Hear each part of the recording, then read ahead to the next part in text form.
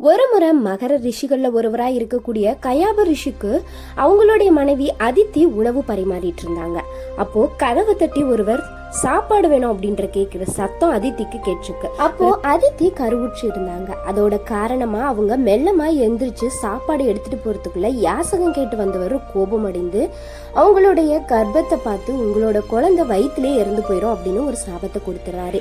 இதனால அதிர்ச்சி அடைந்த அதித்தி நடந்ததெல்லாம் அவரோட கணவர்கிட்ட சொல்றாங்க. காசியப ரிஷி தவ வலிமையான இறைவனிடம் வைத்து தவம் புரிந்து அதித்தியுடைய வயிற்றுல கை வைத்து நமக்கு அழிவில்லாத ஒரு குழந்தை பிறக்க போகுது அப்படின்னு அந்த குழந்தை ரொம்பவே பிரகாசமா இருக்கும் அப்படின்னு சொல்லியிருக்காரு. அவளோட வாழ்வு பிரகாசமா இருக்கும் அப்படின்னு ஆசீர்வதிச்சிருக்காரு. இந்த ரிஷியோட ஆசையை பெற்று பிறந்தவர் தான் சூரிய பகவான். இவர் தான் விஷ்ணுவுடைய அம்சமா இந்த உலகத்திற்கே ஒளியை கொடுத்துட்டு இருக்காரு அப்படின்னு சொல்றாங்க. இது மட்டும் இல்லாம விஷ்ணுவுடைய வலது கண்ணில தான் சூரிய பகவான் வாசம் செய்யறாரு அப்படின்னு